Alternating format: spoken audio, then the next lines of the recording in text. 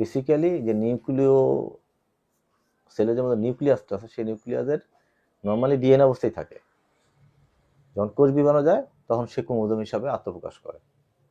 আর এই ডিএনএটাই অ্যাকচুয়ালি এই বিভিন্ন আমাদের যে বৈশিষ্ট্যগুলো হয় তা এটা নিয়ে আসে।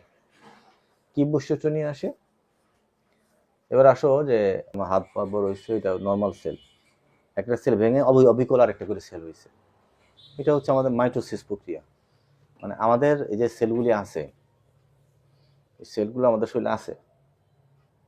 এখন একটা সেল কাইটা এত বড় ঘা হয়েছে, এখন এই ঘাটা যে হলো চামড়া উঠে গেল, মাংস উঠে গেল, 2 মাস পরে হাতটা আবার সমান হয়েছে। কেমন হইল?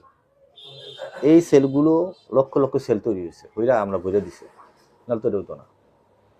অ্যান্টিবায়োটিক কি ওইটা বুঝছে না? অ্যান্টিবায়োটিক ওটা ভরে নাই, সেল নর্মাল ভরছে। অ্যান্টিবায়োটিক কি করছে? অ্যান্টিবায়োটিক ওই সেলের যে গ্রোথটার মধ্যে যে জীবাণুর সাথে বাধাগ্রস্ত করতে না পারে, জীবাণুকে মায়েরা তার একটা অনুকূল পরিবেশ তৈরি করার জন্য সে সহযোগিতা করছে। কে? অ্যান্টিবায়োটিক। আর নর্মাল সেলই করছে। আর এটাকে বলে মাইটোসিস। কি বলে এটা? এছাড়াও কিডনিটা ছোট ছিল, বড় হয়েছে, হাড়টা বড় হয়েছে। কে করছে? মাইটোসিস প্রক্রিয়া। সেম একটা সেল একটা সেল হয়েছে অটোমেটিক ভাবে। এখানে কোনোভাবে কোনো নিষেক হওয়া প্রয়োজন নাই। কিন্তু মিওসিস যখন তুমি বলবা, সেলের আরেকটা বীজ বিভাজন, যে বংশ বিস্তার করা দরকার হবে, তাহলে বংশ বিস্তার করতে চাইলে তার মিওসিস প্রক্রিয়া লাগবে।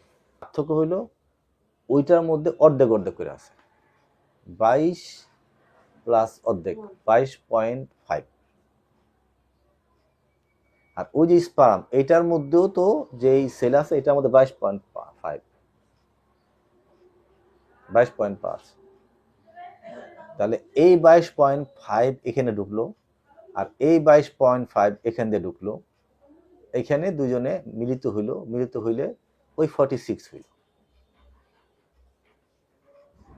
পুরুষের 22.5 মানে অর্ধেক, মানে 22 প্লাস এক্স অথবা 22 প্লাস ওয়াই, যে কোনো একটা সে তার শরীরে থাকে বা স্পার্ম দিয়ে বের হয়।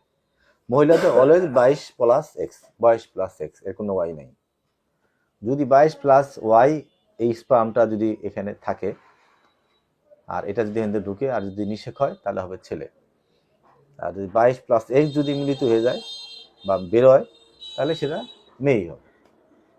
তাহলে ছেলে মেয়ে ডিপেন্ড করে হলে পুরুষের শুক্রাণুর সাথে, মেয়ের কোনো শুক্রাণুর সম্পর্ক।